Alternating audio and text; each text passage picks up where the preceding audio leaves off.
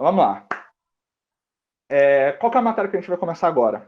A gente passou a parte dos animais, a parte dos vegetais, acabou tudo, toda aquela coisa de nome difícil, complicado, que vocês tinham que ficar decorando, acabou, chega, tá?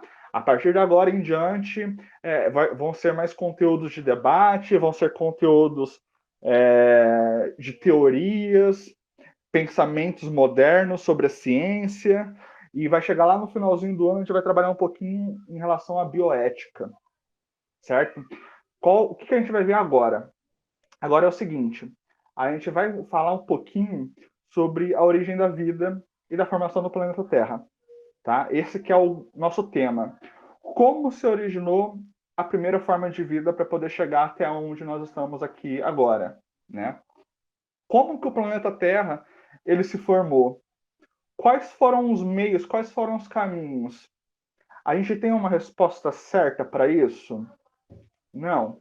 A gente tem aí o que a gente chama de diversas teorias, as hipóteses que vão falar aí para a gente qual seria a forma que essa vida aí ela teve o pontapé inicial. E assim, cada uma das teorias elas foram colocadas em tempos diferentes na história.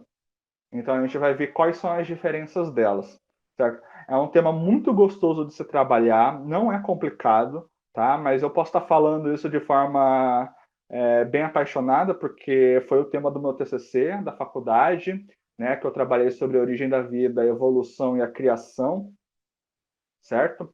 Então, eu vou ter bastante coisa aqui para falar para vocês. Eu não vou conseguir falar tudo que eu precisava falar hoje, pelo tempo, mas eu vou picar esse slide então em duas partes, provavelmente, e eu termino com vocês aí na próxima segunda-feira, tá? Então, assim, mesma regra de sempre. Tem dúvida, pergunta. Quiser anotar alguma coisa no caderno de vocês aí que eu estou explicando, pode anotar. O slide eu vou jogar para vocês lá depois lá no grupo e o vídeo que eu estou gravando, tá? Vai para o YouTube. Então, vocês vão ficar tranquilinhos aí em relação a isso. Então, deixa eu abrir aqui o slide para vocês. Eu montei com o maior carinho do mundo.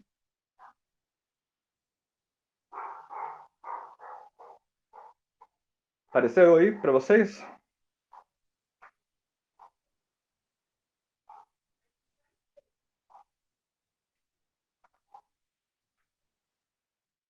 Apareceu, professor. Apareceu? Então vamos lá. Vamos falar da origem da vida na Terra. Quais são as nossas hipóteses que a gente trabalha dentro das ciências, né, que os pesquisadores colocam para a gente, como que ela surgiu? A gente vai ver as teorias modernas do surgimento da vida. Na verdade, a maioria delas são modernas. A gente vai ver que uma delas, na verdade, ela não é tão moderna assim, não. Ela é bem antiga.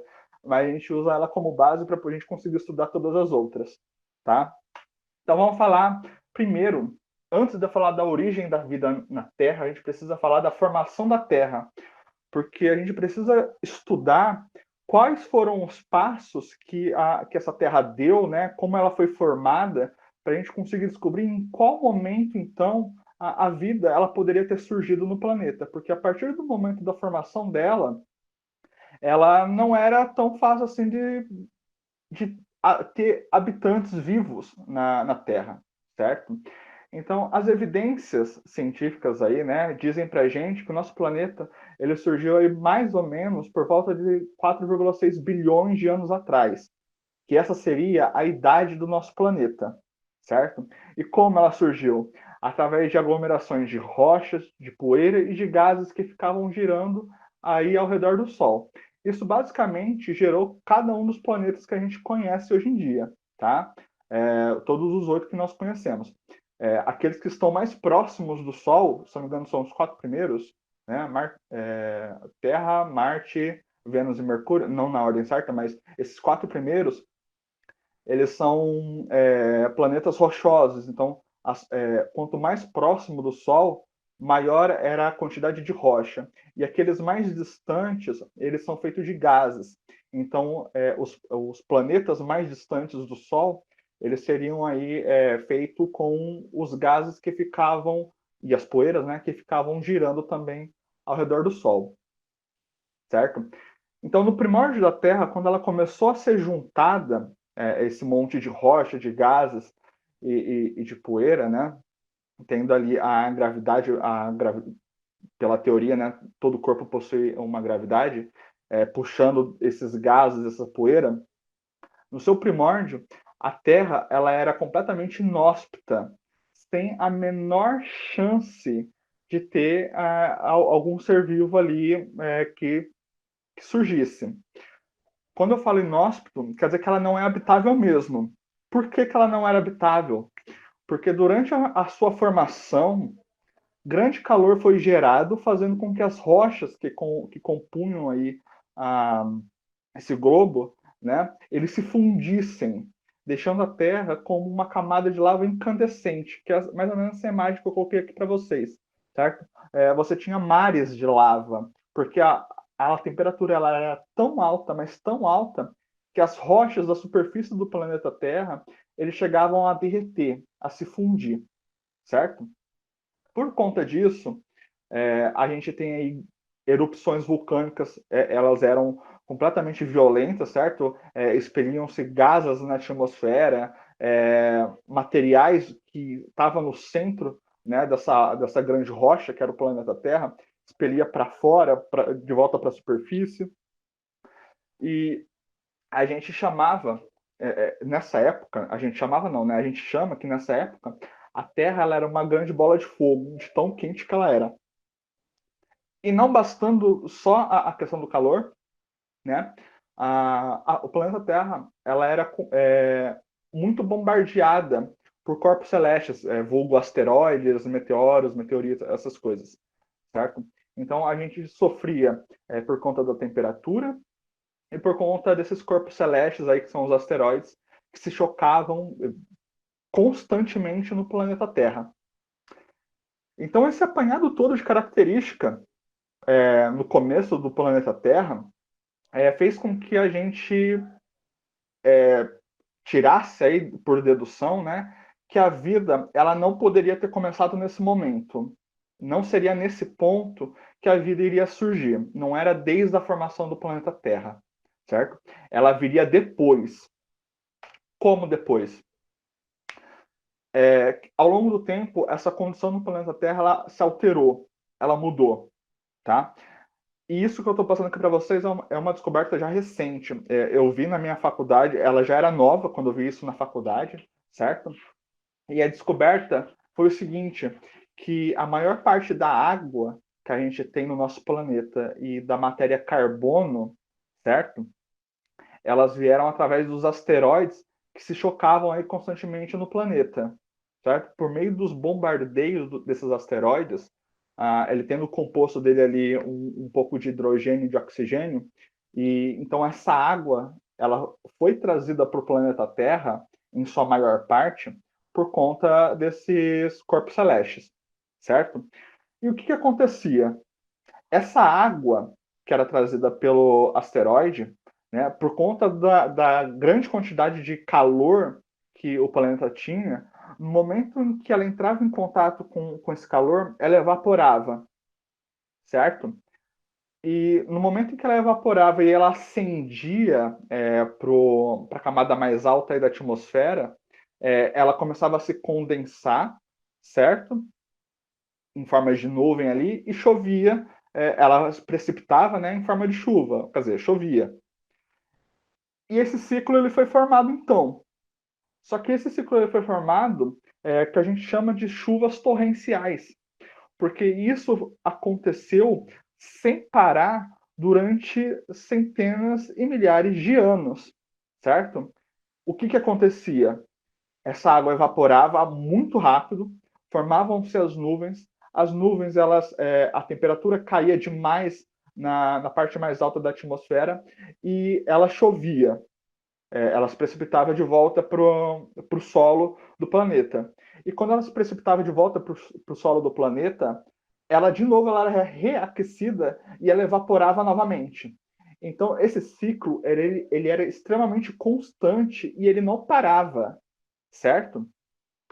Então esse ciclo do evaporar, se condensar e chover, ele se repetiu durante muito tempo e com muita força, certo? E o que aconteceu então, em decorrência disso?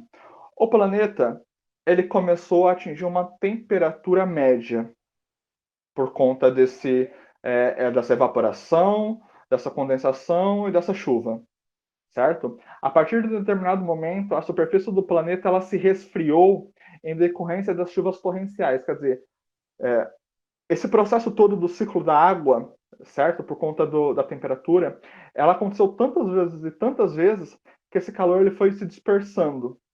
Então, a superfície do planeta Terra, ela deixou de ser aí aquela superfície incandescente, extremamente quente e que as rochas aí chegavam a se fundir por conta disso, certo? Então, a temperatura ela deu uma amenizada por conta da chuva torrencial.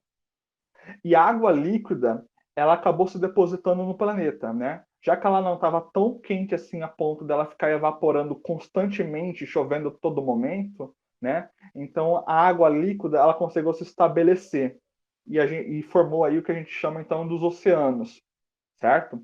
E foi nesse cenário, né, a partir do momento que esse oceano ele foi formado, a temperatura ela amenizou, a atmosfera ela estava entrando ali no processo primitivo dela, né, da liberação de gases ali na atmosfera, certo?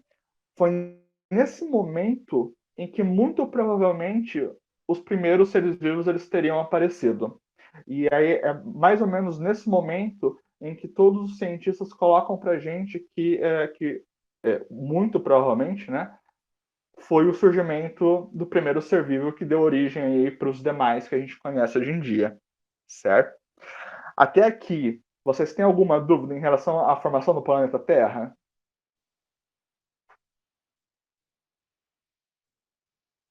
Não, professor.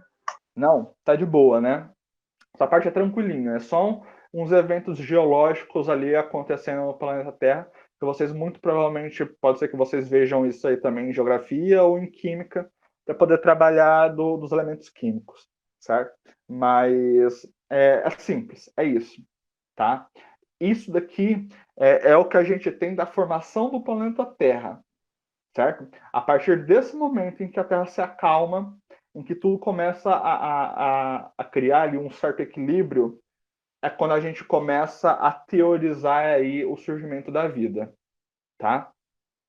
Quais foram aí então os primeiros vestígios que nós temos? E a gente, quando a gente fala dos primeiros vestígios, nós temos diversos problemas. Por quê? Existe um grande obstáculo, né, quando a gente estuda a origem da vida. Duas coisas, principalmente, que é a falta de vestígios, certo? Ou a limitação tecnológica da ciência para a nossa época. E eu já vou explicar um pouquinho melhor aí esse conceito. Vamos falar primeiro sobre a falta do vestígio, certo? A maioria dos vestígios elas foram apagadas da crosta terrestre, porque a crosta terrestre, eu não sei se vocês lembram isso lá em geografia lá atrás, eu acho que foi lá no ensino fundamental que vocês veem isso, certo? A crosta terrestre ela não é um negócio parado, ela se movimenta, né? Camadas e camadas vão sendo depositadas uma em cima das outras. Terremotos podem modificar essas camadas, erosões podem modificar essas camadas, os seres vivos podem modificar essas camadas. Então, assim, a nossa crosta terrestre, as intempéries, né, podem modificar essa camada também, que é a chuva, a luz solar, os ventos, etc, etc. Então, a nossa crosta terrestre ela é extremamente mutável. E essas evidências elas podem já ter sido apagadas com o tempo. Então, é bastante complicado da gente depender somente dessas evidências, certo? E muitas vezes, tá? Pesquisadores, eles levantam questões de informações que até dezenas de anos atrás para a gente era tido como uma informação de confiança, certo? E eu coloquei o exemplo aqui para vocês do caso do estromatólito, certo? Que são estruturas rochosas, são essas estruturas aqui, ó, que elas ficam debaixo da água. E essas estruturas, esses estromatólitos, né? Eles têm alguns furos aí dentro da, dessa massa de rocha, né? Por quê? Para a gente até alguns anos atrás, certo? Eles eram indicadores aí de que houve atividades bacterianas, né? Então teria aí possíveis fósseis de vida primitiva dentro desse estromatólito.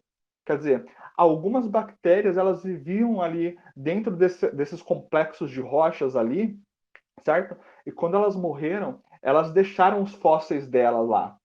Então isso para a gente era um indicativo, certo? De que, de que muito provavelmente a vida ela poderia ter sido originada mais ou menos nessa época do estromatólito, porque quando a gente fala de bactéria, a gente está falando de um ser aí extremamente primitivo, certo? Só que hoje em dia a gente já descobriu, por exemplo, que os estramatólitos eles podem ser formados de forma abiogênica, quer dizer, esses complexos dentro dessa rocha, ele pode ser formado pela correnteza marítima, por exemplo. Ela não é necessariamente um feito de uma bactéria, certo? Então, quando a gente descobriu isso daqui, esse vestígio do estromatólito, ele caiu por terra. A gente já não usa mais, entendeu? Então, a ciência avançando e se descobrindo cada vez mais, vai enterrando aí hipóteses que a gente tinha de antigamente, certo? Então, vocês têm que ter isso na cabeça de vocês, principalmente quando eu for começar a falar aí das hipóteses que a gente trabalha sobre a origem da vida, tá?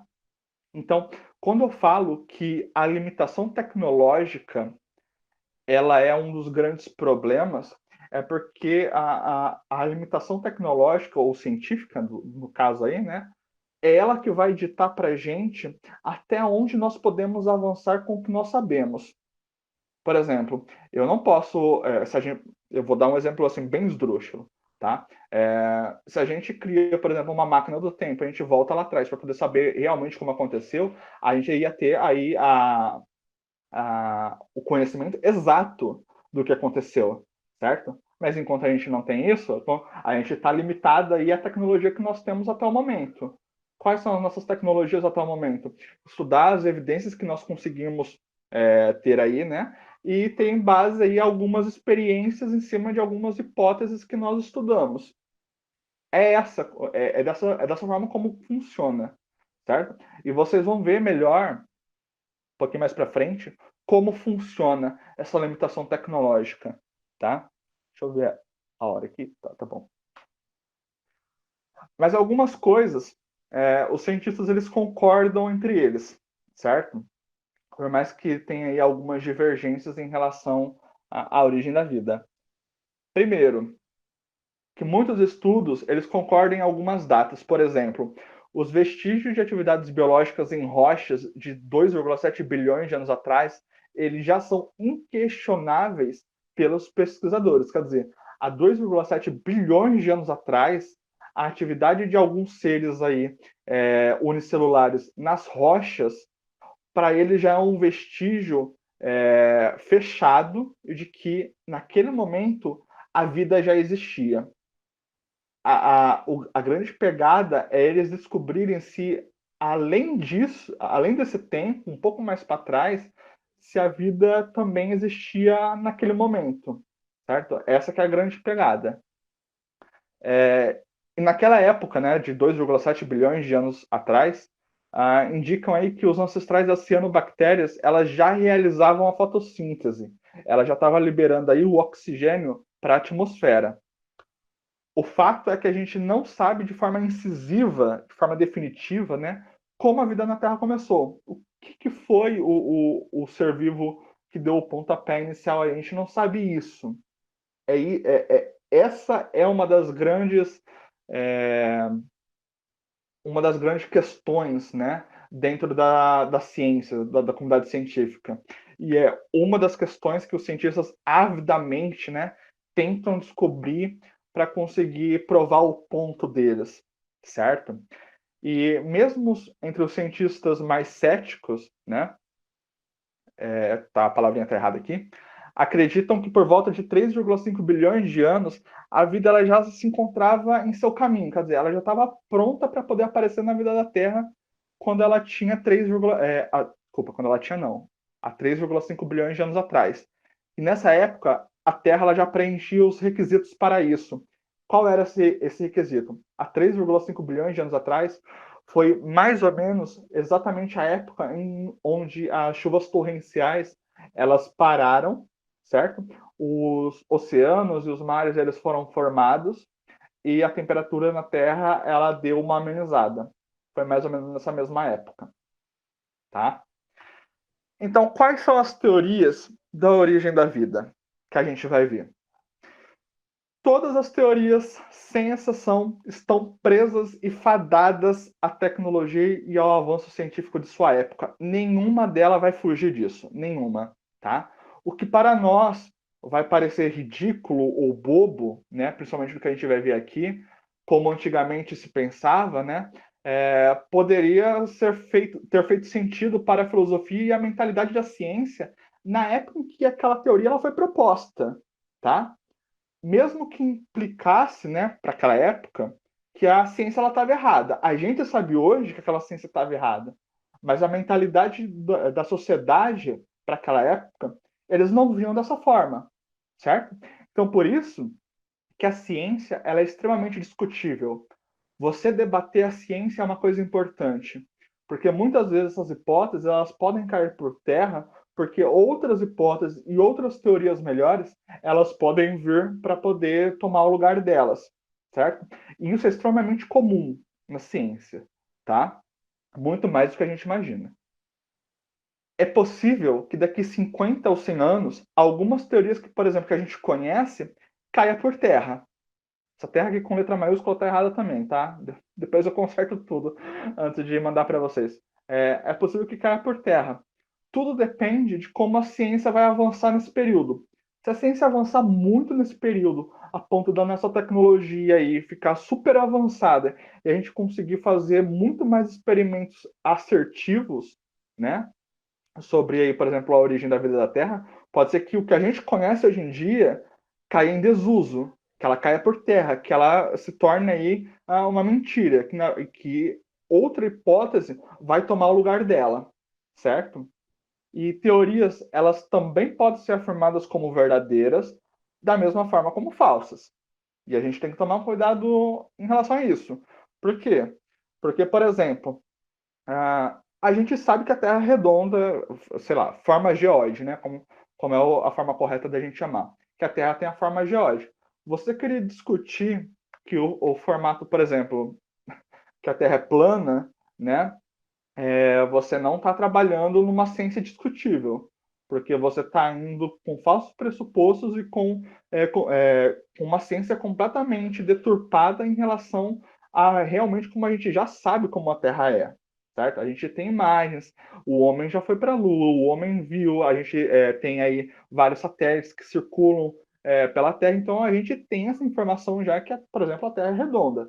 Então, eu só coloquei essa informação para a gente tomar cuidado quando a gente fala que a ciência ela é discutível, tá? A ciência ela é discutível em cima dos experimentos, das hipóteses bem trabalhadas, certo? Do diálogo entre os pares. Agora, quando a gente utiliza os movimentos, por exemplo, anti-ciências para poder dar palanque, né, para combater a ciência, aí você tem que falar, não, pera lá, calma, né? A gente discute a ciência com ciência. A gente não discute ciência com senso comum, senão não vai dar certo, tá? E quais são as nossas teorias que nós vamos estudar aí, certo? Nós temos 4 teorias: abiogênese, biogênese, panspermia e evolução química. São essas 4 que nós vamos estudar. Na aula de hoje, eu estava planejando aí dar 2 delas, a biogênese e a biogênese, mas não vai dar tempo. Então eu vou falar para vocês só a parte da abiogênese, que ela é bem simplesinha, certo? O que é a biogênese? Você pega essa palavrinha e você divide ela em 3. Quando você coloca a letrinha A na frente da palavra, é um termo grego para simbolizar não ou negativo, tá? Em qualquer lugar, em biologia e ciências, esse Azinho na frente da palavra, ele vai simbolizar um não, certo? Independente de qual palavra seja. Bio significa vida e gênese é a geração, a criação, tá? Então, basicamente, o termo abiogênese, ela se refere de que a vida, ela viria a partir de objetos sem vida. Quer dizer, a geração, né, a produção daquilo que não tem vida. E essa é a ideia principal dessa hipótese, que os seres vivos, eles veriam a partir aí da matéria inanimada, da matéria sem vida, certo? É também conhecido como teoria da geração espontânea, tá? E essa teoria, ela admitia que seres como, por exemplo, crocodilos, rãs e cobras, eles podiam surgir a partir da lama de lagos e rios, né? Ah, nossa, professor, que é isso? Tipo, nada a ver, né? É besteira você pensar nisso. Realmente, hoje em dia, se você pensa dessa forma, é besteira você pensar, porque a gente sabe que não funciona dessa forma. A gente já é uma coisa já colocada para a gente dentro do meio científico, que isso não existe, né? Mas olha só a época dele que ele foi proposta. A teoria ela foi aceita, por exemplo, por figuras como Aristóteles, né? Em 384 até 322 a.C., que é a época em que ele viveu. Ou seja, faz um tempo bizarro para trás, né? Foi antes de Cristo isso.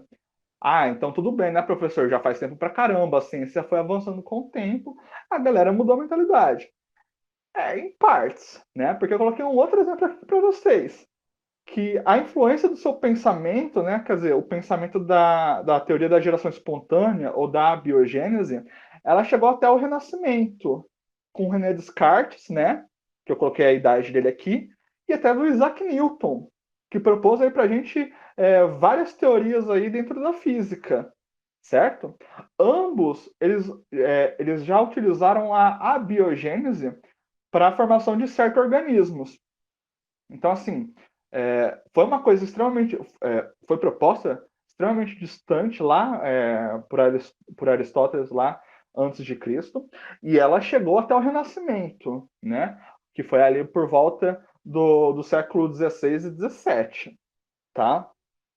Então, é relativamente recente. E é errado eles pensarem dessa forma? Na vida como a gente conhece hoje, com a tecnologia que nós temos essa visão que está errada, mas eles não tinham tanto isso, certo? E eu coloquei aqui um trecho bem famoso sobre a abiogênese desse senhorzinho aqui, ó, esse médico chamado Jean Baptiste van Helmont, que ele era um médico extremamente famoso de Bruxelas, que é da Bélgica, certo? E ele era um pesquisador de fisiologia de plantas. E ele ficou famoso, né? Ele ficou famoso quando a gente estuda a abiogênese, porque ele teria proposto uma receita para produzir os ratos pela geração espontânea, pela biogênese. E o que ele dizia? Ele dizia o seguinte: colocam-se num canto sossegado e pouco iluminado camisas sujas. Sobre elas espalham-se grãos de trigo, e o resultado será que, em 21 dias, ele dava até a quantidade de dias, surgirão os ratos. Aí eu pergunto para vocês agora, o que está acontecendo aqui? É geração espontânea? O que vocês dois acham?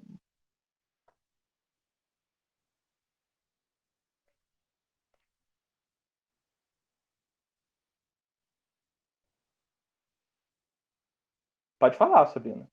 Ou quem mais que está aí? O Matheus Duran, se quiser falar, pode falar. O que você acha que está acontecendo ali?